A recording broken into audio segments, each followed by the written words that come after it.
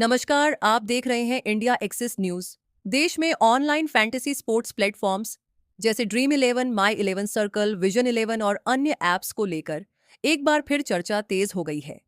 करोड़ों यूजर्स के मन में एक ही सवाल है, क्या इन ऐप्स पर बैन लग सकता है या सरकार नए नियमों के साथ इन्हें जारी रखने की तैयारी कर रही है?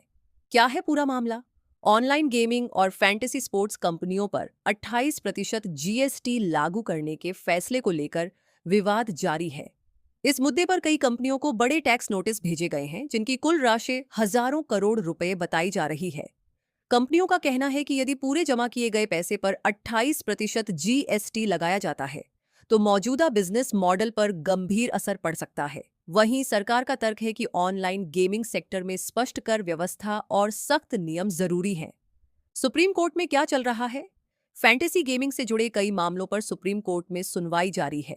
हालांकि अब तक कोई अंतिम फैसला नहीं आया है। अलग अलग तारीखों पर सुनवाई टलने के कारण यूजर्स के बीच भ्रम की स्थिति बनी हुई है। कानूनी विशेषज्ञों के अनुसार अदालत इस मामले में टैक्स, उपभोक्ता सुरक्षा और गेमिंग के कानूनी ढांचे जैसे कई पहलुओं पर विचार कर रही है। क्या कंपनियों और सरकार के बीच बातचीत चल रही है? रिपोर्ट्स के मुताबिक ऑनलाइन गेमिंग उद्योग से जुड़े संगठनों और सरकारी विभागों के बीच लगातार चर्चा हो रही है।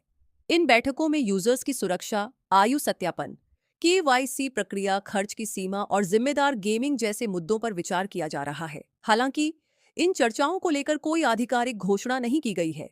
क्या ड्रीम इलेवन और अन्य ऐप्स पर बैन लगेगा? फिलहाल ड्रीम इलेवन या किसी अन्य फैंटेसी ऐप पर प्रतिबंध लगाने को लेकर सरकार या सुप्रीम कोर्ट की ओर से कोई आधिकारिक बयान जारी नहीं किया गया है।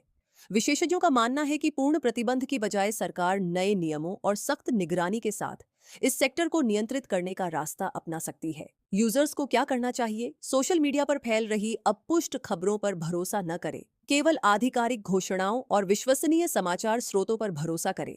किसी भी ऐप में पैसे लगाने से पहले जोखिम को समझें, जिम्मेदारी के साथ खेलें और अपनी वित्तीय सीमा का ध्यान रखें।